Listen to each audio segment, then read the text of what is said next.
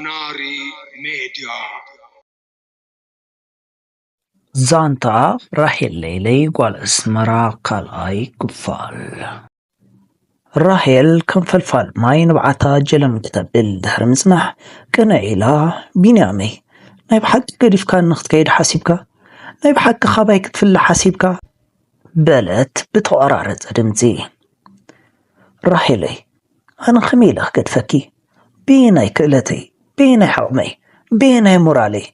كاباخي نمفلاي زخلني عامل مورالهم كويسي باللي كميلكم تحاسبي راحلي نسخكو برهان كتري ورحليتي علم بينيكو يا أخي كاباخي موت تزيكوينو ما نميل نزفل علينا مسبلا لك كم حيال كرمتي برتع دبنا زسرب السماي مسيلو زنبر قطع بحنصاب بفشخطاء أبننتو عين عيني بنيامن درايتكا تعوم سعمت فري أبقلتم عقرتو أقابيزا أبدرت أفلبو تقوزقوزات نزخلو عزبت أنا حجابر واو هاني خم نامبر كم زي مغارت فوري زغلي زحل فنيرو زيادة عمو خاب صباح زي حلفاء عمو ما أخبركم كأتونا قرأت أقولكم تاريخي الناس حوفها بلناكم كيت قولوا ما أنتي أنا إيش هزك أوزكم أبي نخيد أسمر سويت كافي دو نخيد جابر عاركي طاقين كتا شاهي وبيني شاهي الكاخوين بكالي زخيان جمرتا موسدي شاهتبل بدحريخا زقوان فكاتبل جابر عاركي يا أخو أوكو ولا حنتي وعماية ولا حنتي تورقم زلواي كنت جن عفلتني صا ودشو عندها ها بيزا قلت لنا تقول نبر ووي إيه بيزا يا بلا كتشخا بلا عز عاركي كتشخا أبقى زخا كتشخا بلا ها تعال نخيد شعخا ونريو ها الله جابرا اندابلو بنوحتي سياتات أسمرات عجبهم قعزهم جمرو مس كان عربي داخم زلخم زخبركم زخبركم تعطاتلتنا كصاب زتبتيحكم الزانتا عزي مسيتكم الله مالتي سبسكرايب ملك الدول بمقبار تخطاتلتنا كونو كي تردهم وخعقع اندابلو خا أسمرا سويت كافي دباخ بلو أسمرا سويت كافي بوزحات من سيات عميرا بصوتان سحقن وخعقعن تعجبا أزي بالحواهون نبرا أقاطعم خوينو خا أوز فلطوم دك قزاوتهم متعبيتهم سلزرخبو سلام ميلومهم كوف بولو زدليو نقر دهر مزازكا هندبت نايبين تليفون جر بلات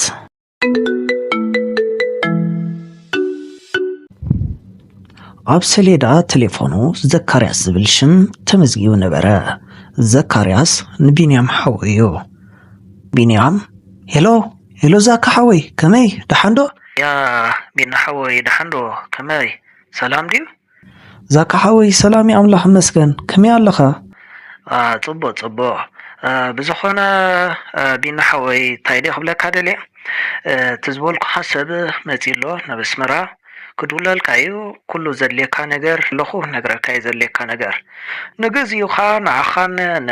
نجزان زخونكا قرب جنزب سديد لكم اللخو هلو الله خارو بيني تايدا أسويلكا اللخو زاك حوي تايدا قرب دا يتحوكن مالسي كله بحاده خوينو بقى عايكا هندبت كويني قروني إشي جزية تتصبوني رو زاك حوي نو بيني ازي كالتيفكا تقورو زلكا نجري مغنياتو مسؤوم وديه تزلكا نجر زغفل نجر كل وداديه كالايكا كحلفكا زخل من كاساسي جيرو ملكالو كسابه عوردة داتن كتحلفو خيم بات من كاساسي كاواتيل كهات من قدي زفرح نجر يبلون نجيروم نيوم كله بميكيني خد خدو لاند كلازر جير كي أتخيد سلازي كدالو تراي زلكا حراي زاك حوي تايدا مو كل نجر تودادي خيرا مو أمارات يلن كدالي يا تدالي خا دحر خلتهم عالتي كدول الكيام تي الصدد كلكم كا خير كا تعبول لي خا ግን ኣነ ቅድሚ ምጋስካ ክድውለልከ ድኸይካ ክገብር እየ ሕራይ ዶ ሕራይ ዛካ ሓዊ በቃ ሕራይ ኦኬ ኣብኡ ከለኻ ገዛ ሰላም በሎም ኢኻ ክሳብ ድውለሎም ክድውለልከ የቢድና ሓወይ ሕራይ ዶ ቻው ቻው ቴሌፎን ተዓጽወት ቢኒ ኣብ ኣዝዩ ርቡሽ መንፈስ ነበረ ንውሽጢ ድሕሪ ምእታው ከዓ ጃብር ዓርከይ ዛካ ሓወይ ደው ኢሉ ጸኒሑ እንታይ ትብል ሞንታይ ዳ ኢልካ ቶም ሰባት ነጊሮም እሞ ክድውልልከዮም ገሌልኒ ክትብገስ ኢኻ ራሄል ቢናይ ኣነ ነጊረከ ገዲፍካኒ ኣይትኸይድን ኢኻ ካባኻ ንሓንቲ ሰከንድ እኳ ተፈልየ ክነብር ኣይክእልኒ ኢለከ ራሄለይ ኣነ እኮ ሓንሳብ ነጊረክ እየ ብዘይ በኣኺ ንዓይ ዓለም ጸልማት ያምሺለኪ ገዲፈክ ዝኸይድ ተዝነብር እኮ ተሓቢኦም ገበርኮ ተሓቢኦም ኸድኩ ነይረ ስለዚ ኣብ ኩሉ ጉዕዘይ ምስይ ኣለኺ ክትሕጐስኻ ጃብር ካብ እግሮኹም ኣይፍለይን እዩ ዝብል ዘሎ ብሓቅስ ከበል ምሳና ኸይዲ ጃብር ገለ ዓይነት እምበር እዛ ፍቕርና ሳብኣ ከዓ ምስ ከድና ክትቀጽል እያ ማለት ኮይ ቢኒ ንሓንዲ ኸዳ ዝዓርኪ ከምዚ ደስ ዝበለካ ይትመስል ዲኻ ቁርበ ክብድብድ ኢልካ ኣሎ ኣታ ጃባ ዓርከይ ከመይ ኢሉ እሞ ደስ ክብለና ንስደት ኮይና ዘለና ድሓር ከኣስ ሕሰቡ እሞ ገዛውትና መታዓቢትና እዛ ምጭውቲ ከተማና ኣስመራ በዓል ስዊት ካፌ በዓል ኤክስፖ ማታ ኣምባሳደር ኩሎም እዚኦም እኮ ገዲፍናዮም ኢና ንኸይድ ዘለና ኬፋት የለ ገለ በቃ ከጽላእካ ግን መዓት እኮ እወ ንሱ ዳ ሓቅኻ እንዲኻ ቢና ዓርከይ ግን እንታይ እሞ ዘይተርፈካ እንድሕር ኮይኑስ ወላ ንእሽተይ ግዜ ሃበኒ ኢልካ ገለመል ትርጉም የብሉን ዝዓርከይ ዘይተርፈካ ጋሻሲ ኣጥቢቅካ ሰዓሞ ዝበሃል ምስል ኣሎ ስለዚ ቢና ዓርከይ በቃ ሓሳባትና ናብ ምድላው ይኹን ጥራይ እወ ንሱ ደኣ ናይ ግድን እዩ ስማዕ እንዶ ጃባ ዓርከይ መደብ ካባ ከመይ እዩ ዘሎ ናፍታ ቆልዓ ዲኻ ወይስ እንታይ ወላሂ ኣነ እኳ ንስዑድያ ኣይኮነን ዘሎ መደበይ ካብዚ ንሱዳን ተኸይደ ንኤውሮጳ ኸይድ እዩ ዘሎ ሓሳበይ ምክንያቱ ሓያት ከም ትዕልሎ ተኾይና ስዑድያ ኣዝዩ ህይወት ከቢድ እዩ ከምቲ ናይ ቀደምካ ኣይኮነን እያ ትብል ኩሉ ነገራት ተቐያይሩ እያ ትብል ስለዚ ኣነ ንኤውሮጳ ኸይደ ንሓያት ከዓ ዝስሕበላ መንገዲ ከናድለኒ ሕጂ ከዓ ናተይ ግደ እዩ ንሳ ዝኣኽላ ኸርቲታ እንድያ ኣነ ከዓ ኸብሪ እያ ሽዑ ተኣኻኺብና ሓደ ጥዑም ዝኾነ ህይወት ክንሕልፍ እዩ ዘሎ መደበይ ሓቂ ምዝራብ እኳ ኣነ ናይ መኻድ መደብ ኣይነበረንን ግን ናብዚ መፂ ኣብዚ ኮይንና ክንወልድ ክንዘምድ ይብላ እያ ክንደይ ግዜ ግን ንሳ ኣይትቕበሎን እያ ሕጂ ከዓ ንኽኸይድ ዘወሰነን ጉዳይ ተሃልዩ ከዓ ናትካ መኻድ እዩ ምክንያቱ ኣነ ብዝተሪፈ ነበይነይ ኣዝዩ ከብደኒ ቢና ዓርከይ ተስፋ ገብርካ ዝዓርከይ ንስኻ ጀርመ ምስኣተኻ ንሕና እውን ናባኻ መፂና ብሓንሳብ ተኣኻኺብና ንነብር ንኸውን ኣነ እውን በዓል ሙሉእ ተስፋ እየ ዝዓርከይ ንመን ኢልዎ ክኸውን እዩ ሰማያት ኣስመራ ብኸዋኽብቲ ማዕሪጉን ደሚቑን ዕንጭራር ስርሐን ክገብራ ክዝምራ ጀመራ ጮጮቕ በላ ሞ ጃብር ዓርከይ ንራሒል ክነፋንዋ ኣለና ምክንያቱ ይመስል እሞ ብእዋኑ ክትኣትዋ ኣለዋ ንኸይድ ሓቀይ ተባሂሎም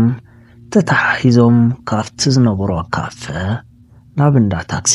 ኣምርሑ ሓንቲ ብጫ ታክሲ ደው ኣቢሎም ከዓ ሰላም ዝዓርከይ ማይ ተመናይ መጻኽ ሄዶ ኢሉ ነቲ በዓል ታክሲ ድሕሪ ምሕጣት ዋጋ ተሰማሚዖም ማዕጾ ናይታ ታክሲ ኸፊቱ ራሄለይ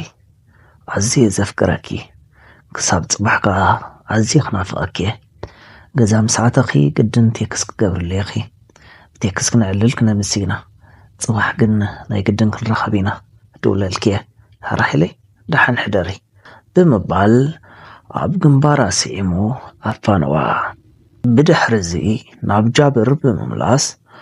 ጃብራ ዶንጌካ ድሓቂ እሞ እንታይ ሕሸና ዳ ወግዳ ግበርና ዶ ንኸይድ ኣብኡ ከለና ከዓ ንዕልል ሰናይ ሓሳቢ ዝዓርከይ ያላ ንኸይድ ኣብኡ ከለና ከዓ ይህን ሚህን ንበሃል ጃባ ዓርከይ እዚ ጉዳይ ፈፂመ ይተቐበልኩን ኣነ ከእስነ ኣለን ኣሕዋትና ኣብ ዘይድሌትና እዮም በቃ ኣገዲዶም ዘውፅና ዘለዎ ኣነ ከዓ ካብ ኣደይ ተፈልየ ካብ ዓደይ ተፈልየ ዝነብር ዓይነት ሰብ ኣይኮንኩን ብጣዕሚ ይከብደኒ ሕጂ ስትረስ ገይረ ዘለኹ ምክንያቱ እንደይ ነደይን ዓደይን ገዲፈ ዝኸይድ ኮይኑ ዝስማዓኒ የለን ካልእ ከዓ እቶም ቅድሚና ዝኸዱ ዕሮኽትና ክድውልለይ ከለዉ ብዙሕ ነገር እዮም ዝዕሉ ስደት ከቢድ ምዃኑ ኣብኡ ምስ በፃሕካ ጥራይ ዘይኮነ ቅድሚ ምብፃሕካ እውን ከቢድ ሂወት ከም ዝፅበየና እዮም ዝነግሩኒ ካብዚ ንሱዳን ምስ ኣተና ካብኡ ከዓ ክሳብ ሊብያ ዘሎ እዚ ከቢድን ፈታንን ዝኾነ መንገዲ ኣለና ሳህራ ብዙሕ ሰብ እዩ ዝጠፍእ ኣምላኽ ባዕሉ ሓልወና እምበር እዚ ጉዳይ ቀሊል ነገር ኣይኮነን ሳህራ ኢልካ ከዓ ባሕሪ ኦፍ ብጣዕሚ መጨነቕ ቀሊል ሂወት ኣይኮነን እምበርከ ክንክእሎ ዲና ጃቢ ዓርከይ ቢና ዓርከይ እዚ ጉዳይ በኣና ጀመረ ኣይኮነን ስደት በኣና ጀመረ ኣይኮነን ከማና ኣሕዋትና እውን ከይዶሞ እዮም ኣማራፂ የብል ተበገሱ ኢሎም ካብ ረቡሽና እታ ዘውዓለትና ተውዕለና እያ ኩሉ ከዓ ናይ ረቢ ነገር እዩ ረቢ ክትወፅሕዎ ኢኹም እንታይ ኢልና ክንወፅሐ ኢና ስለዚ ክንጭነቕ ዘይኮነሲ ጸሎትና ጌርና ብሰላም እትወና ኢልና ክንከይድ ኣለና በቃ ኣማራፂ የለን ምብጋስ ጥራይ ዝዓርከይ እንዳበሉ ይህን ምሂን እንዳተባሃሉ ነናቤቶም ኣተዎ መዓልትን ከልብን ከይፅዋዕኻዮም ይመፁ ከም ዝበሃል ቴሌፎን ናይ ቢኒ ደሃይ ኣስምዐት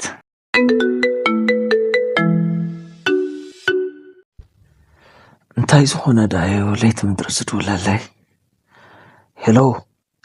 ሄሎ ሄሎ ሄሎ መን ክብል ሄሎ ኣይትፈልጠንን ኢኻ መን ኢኻ ደሓን ዲኻ ለይቲ ምድሪ ደው ኢልካ ደሓነ ሓወኻ ነጊርካ ኸውን እዩ መልእኽቲ ነርነ ናባኻ ኦኬ ኦ ነጊርኒ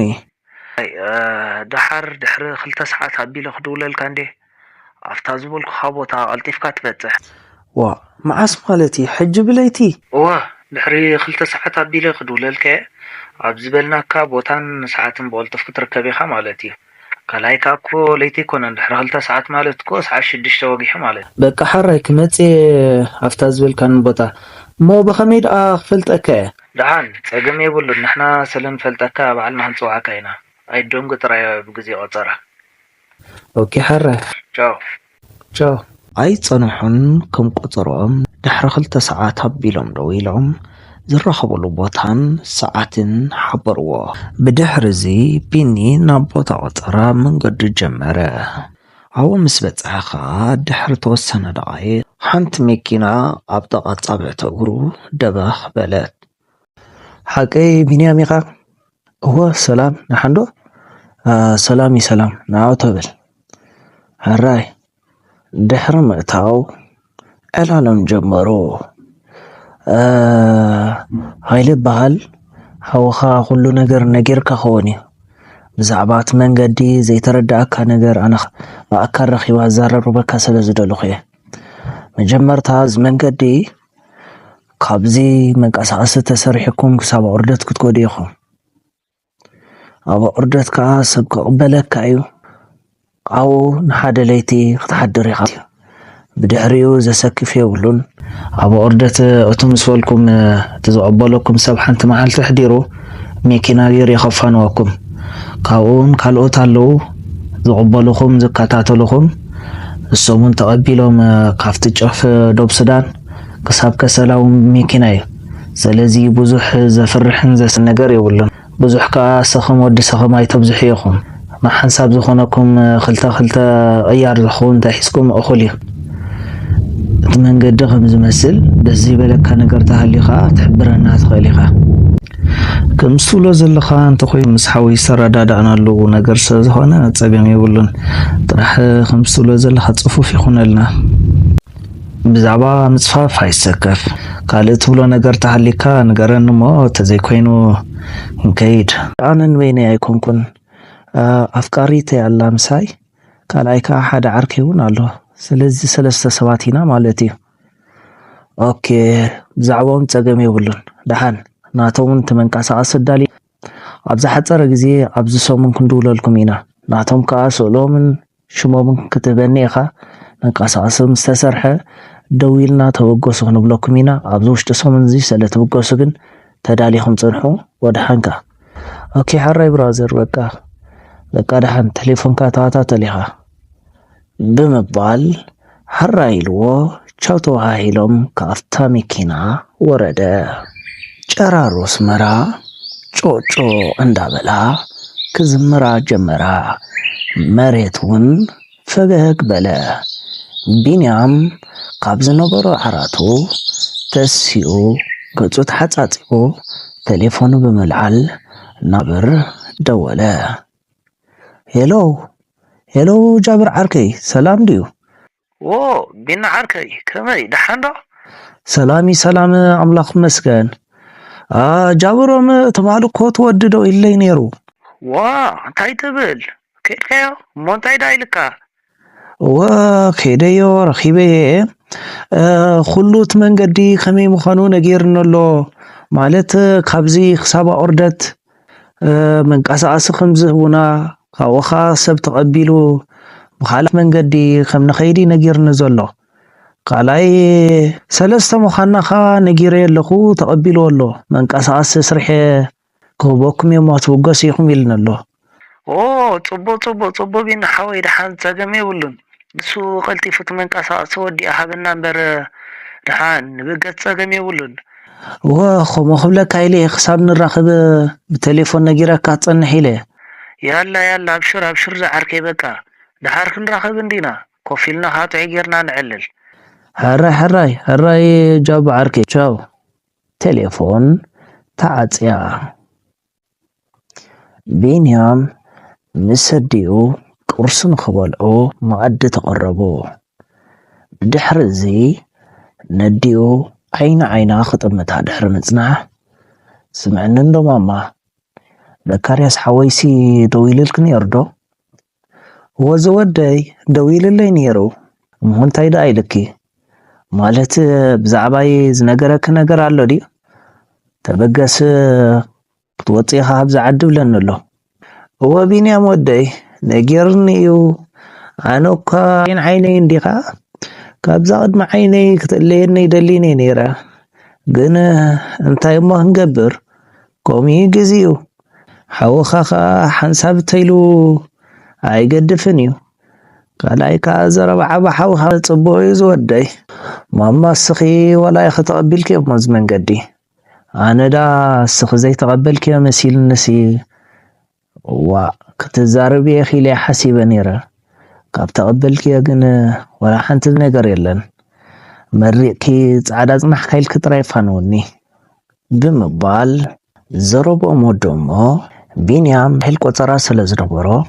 ናብ ቦታ ቆፀራ ተብተብ እንዳበለ ኸደ ድሕሪ ገለ ደቓይቕ ከዓ ምስ ራሄል ተራኸቦ ንራሄል ከዓ ምስ ተስጋራይ ከም ተራኸቡን ኩሉ ዝበሎ ነገር ይዕለላ እቲ ኣመለኛ ቴሌፎን ቢንያም ከዓ ሃንደበት ተዳመፀት